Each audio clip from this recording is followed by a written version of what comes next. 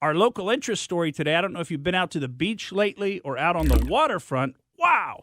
I tell you what, we've got a serious outbreak of red tide going on here in Tampa Bay, and that can really put a damper on your vacation, I will say.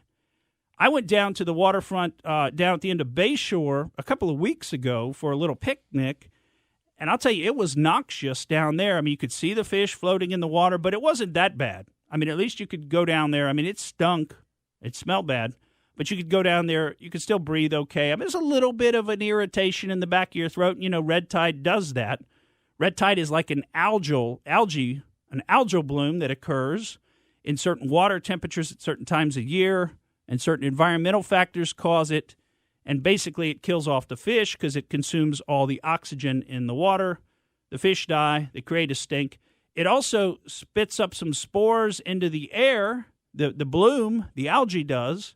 And that's where you get, if you go down to the beach or something, you'll find the back of your throat starts itching. You start coughing. It's pretty annoying. If you've never experienced it, you think, oh, gosh, just knock it off. It's just a bad smell. No, it's actually a serious allergic irritant to your throat, and it's very difficult to go down there and breathe and function normally. But we've got a huge outbreak going on right now. St. Pete is probably the biggest hit area in the Tampa Bay area, and over the weekend they collected more dead fish, significantly more dead fish than they had in the past about couple of weeks, week and a half or so.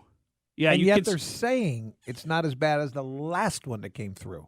Oh, and it's not. It hasn't really begun to get bad yet, as bad as it could get.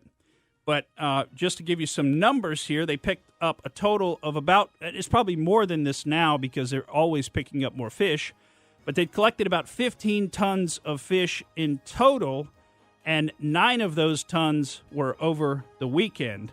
I want to make the point real quick that it seems to be inside Tampa Bay, or I should say, you know, it's not along the Gulf Coast as bad as it is in this pocket. So we're talking Bayshore and then that area of St. Petersburg. That's right. And you can actually check this out for yourself on the Florida Fish and Wildlife Commission's Red Tide status map if you're interested. It's a great place to go and get the latest news on red tide. But a huge amount of fish, amounting to about 15,000 dead fish, were collected over the weekend. They're using 120 staff members from all different divisions of the city of St. Petersburg, and they're asking residents to call in any blooms and dead fish that they find. Thank you for listening to the Morgan Streetman Show. We hope you enjoyed what you heard, and if you did, please click like and subscribe to help us out. And remember that we recommend that you exercise your brain at least once a week.